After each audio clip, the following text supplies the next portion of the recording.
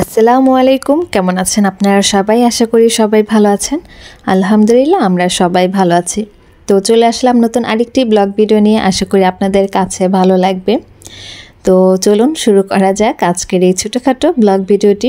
আশা করি শেষ পর্যন্ত আমার ভিডিওর পাশেই থাকবেন, ভালো লাগবে আপনাদের কাছে। তো আজকে বিকাল থেকেই শুরু করছি। তো সন্ধ্যার একটু আগেই একটু নাস্তা বানাচ্ছিলাম। ভাবলাম যে একটু পাস্তা মিক্স করে একটা নুডলস রান্না করে ফেলি, দেখা যায় বাচ্চাদের নাস্তাও হয়ে যাবে। আর বিকেল টাইমে কিন্তু দেখা যায় একটু ক্ষুধা লেগে যায়, হালকা পাতলা কিছু না কিছু খেতে ইচ্ছেই করে। আর শীতের দিনে তো মনে হয় যে কম্বলের নিচে বসে কিছু ভাজা পোড়া খাই। তো আমার কাছে অনেক ভালো লাগে নুডলস, তারপরে ভাজা পোড়া এইসব জাতীয় খাবারগুলো, আর বাচ্চারাও খুবই পছন্দ করে। তো এদিকে আমি নুডলসটা সিদ্ধ করার জন্য প্রথমে আমি পাস্তাটা সিদ্ধ করে নেব। তো পানিটা আমি গরম করে নিয়েছি অল্প একটু লবণ দিয়ে। তো আমি পাস্তাটা দিয়ে দিলাম, যেহেতু নুডলসের চাইতে পাস্তাটা সিদ্ধ হতে একটু সময় বেশি লাগে, তো সেজন্য আমি আগে পাস্তাটা দিয়ে এখন অল্প একটু সিদ্ধ করে নেব। তো আমি একটু মিশিয়ে নিলাম। তো পাস্তাটা কিন্তু আমার কিছুটা সিদ্ধ হয়ে গেছে, 50%-এর মতো। তো আমি এই সময়টাতে একটু নুডলসটা ভেঙে তারপরে দিয়েছি।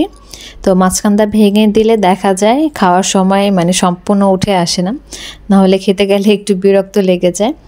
তো আমি একটু নাড়াচাড়া দিয়ে মিশিয়ে নিলাম। এখন ঢাকনা দিয়ে একটু ঢেকে রেখে দেব, 1 থেকে 2 মিনিটের মতো ঢেকে রেখে দেব। তো বলক চলে এসেছে, তো আমি ঢাকনাটা উঠিয়ে আবার একটু মিশিয়ে নেব।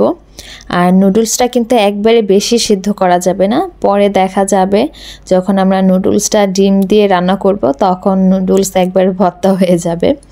তো সেজন্য হালকা যেন একটু শক্ত থাকে, তো ওরকম হয়ে গেলেই আমি নামিয়ে ফেলবো। তো আমার নুডলসটা কিন্তু প্রায় সেদ্ধ হয়ে গেছে, দেখতেই পাচ্ছেন। তো এখন আমি একটি চালনির সাহায্যে ছেঁকে নেব। তো এই যে আমি একটি চালনির মধ্যে দিয়ে পানিটাকে ঝরিয়ে ফেলেছি। তো আমি একটু ঠান্ডা পানিও দিয়ে দিলাম যেন নুডলসটা দলা পেকে না যায়। তো এখন আমি নুডলসের যে গরম পানিটা আছে ওইটা এখন আমি ফেলে দিব। ফেলে আমি একটু পানিটা ঝরিয়ে রাখবো কিছু সময়, যেন নুডলস থেকে সব পানিগুলো ঝরে যায়। আর নুডলসটা কিন্তু দেখতেই পাচ্ছেন একটু ঝরঝরাই আছে, একবারে কিন্তু বেশি সিদ্ধ করে নরম করে ফেলিনি। তো এটা পানি ঝরতে থাকুক, আর এদিকে আমি পেঁয়াজটা একটু লাল করে নেই। তো আমি ফ্রাই প্যানের মধ্যে অল্প একটু পেঁয়াজ কুচি দিয়েছি। তো পেঁয়াজটা যখন হালকা একটু ভাজা হয়ে যাবে তখন আমি ডিমটা ভেজে নেব। তো আমি অল্প একটু লবণ দিয়ে এখন একটু মিশিয়ে নিচ্ছি। আর আমি নুডলস রান্নার জন্য 2টি মুরগির ডিম নিয়েছি। এখন ডিমটাকে আমি হালকা একটু ফেটে নেব।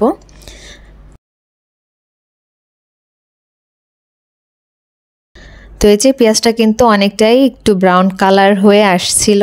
তো এই পর্যায়ে এখন আমি ফেটে রাখা যে ডিমটা আছে সেটা আমি দিয়ে ভালো মতো একটু মিশিয়ে নিচ্ছি। তো আমি আগে ডিমটাকে তেলের মধ্যে ভালো মতো একটু মিশিয়ে নেব, আর একবারে গুঁড়ো গুঁড়ো করে ফেলবো খুরচুনের সাহায্যে।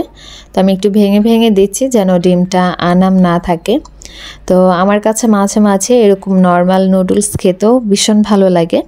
অনেক সময় দেখা যায় বেশি ময় মশলা দিয়ে বা একটু সস টস দিয়ে রান্না করি, তো আজকে সাধারণভাবে নর্মাল নুডলসই রান্না করব। তো এইদিকে আমি 3 প্যাকেট নুডলসের মশলা নিয়েছি। তো আমি মশলাটা সুন্দর করে দিয়ে দিচ্ছি। আর অনেক সময় দেখা যায় নুডলস দেওয়ার পরে মশলা দিলে মিক্স করতে একটু প্রবলেম হয়ে যায়, তো সেজন্য দেখা যায় আমি ডিমের মধ্যেই দিয়ে দিলাম। আর সবজি টবজি দিয়ে আজকে রান্না করছি না, দেখা যায় আবার আলাদাভাবে সবজি করো। তো এটার জন্য আমি ঝটপট এভাবেই বানিয়ে ফেলছি। আর যেহেতু মেয়ের এক্সাম, তো এইদিকে সময় নষ্ট না করাই ভালো। তো ওকে আবার পড়াচ্ছিলাম, তো আমি ভালো মতো একটু মিশিয়ে নিচ্ছি।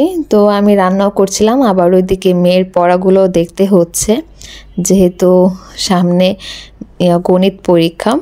তো সেজন্য দেখা যায় ওর পিছনে একটু সময় দিতে হয়। তো আমি একটু কাঁচামরিচ দিয়ে এখন ভালো মতো নুডলসটাকে একটু মিশিয়ে নিচ্ছি। তো যখন আমার মেশানো হয়ে গেছে তখন আমি এইখানে অল্প একটু সয়া সস দিয়ে দিচ্ছি। আর টমেটো সসটা আজকে আমি এখানে ব্যবহার করছি না, খাওয়ার সময় দেখা যায় তখন দিয়ে খেয়ে নেব। আমার মেয়ে খুব পছন্দ করে টমেটো সস, তো মাঝে মাঝে দেই আবার মাঝে মাঝে দেই না। তো এখন আমি ভালো মতো আবার একটু মিশিয়ে নিচ্ছিলাম। আর মাঝে মাঝে কিন্তু এইভাবে নর্মালভাবেও ঝটপট করে বানিয়ে খেতেও ভালো লাগে, সবসময় একরকমভাবে নুডলস খেতে কিন্তু ভালো লাগে না। তো এই যে আমার রান্না হয়ে গেছে, তো একটু সাজিয়ে নিয়েছিলাম।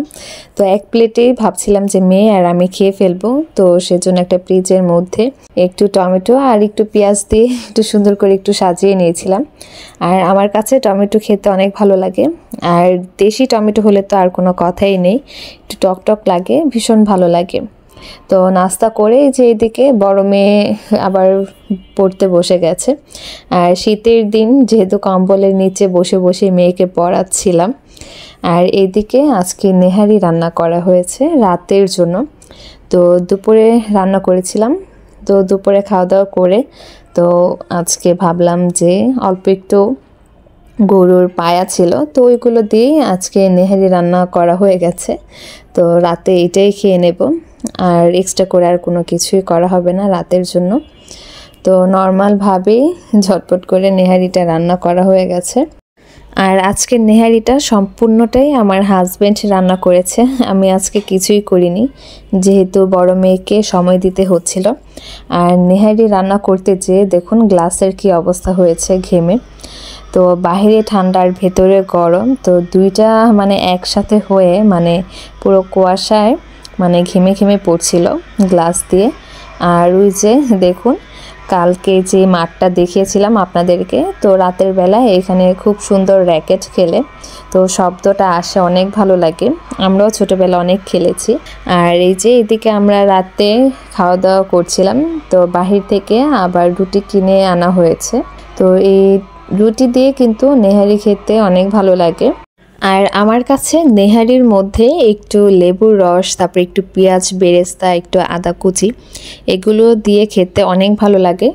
তো রাত করে আর এত ঝামেলা করতে চাইনি আবার পেঁয়াজ বেরেস্তা করো, তো যেহেতু নিজেই খাবো তো সেজন্য আর কষ্ট করে আর এত কিছু করা হয়নি, তো শুধু লেবু দিয়ে খেয়ে নিচ্ছিলাম। তো আলহামদুলিল্লাহ ভালোই হয়েছে। তো সবাই ভালো থাকবেন। আজকে আমার এই ছোটোখাটো ভিডিওটি আশা করি আপনাদের কাছে ভালো লেগেছে। যদি ভালো লেগে থাকে অবশ্যই আমার পাশে থাকবেন। আর সবচেয়ে ভালো লাগে নেহারির মধ্যে থাকা এই রগগুলো, মানে এগুলো খেতে যে মানে এত মজা লাগে আমার বাচ্চারাও অনেক পছন্দ করে, কিন্তু বড় মেয়ে মানে ছুটিয়ে খাবে যে সেটা পারে না, তো ওকে আবার ছুটিয়ে দেওয়া লাগে। আর হাড্ডির মধ্যে যে মগজটা থাকে তো সেটা তো মানে কি বলবো, মানে এখন দেখে মনে হচ্ছে যে আবারও খাই। তো যাই হোক, সবাই ভালো থাকবেন, সুস্থ থাকবেন। আসসালামু আলাইকুম।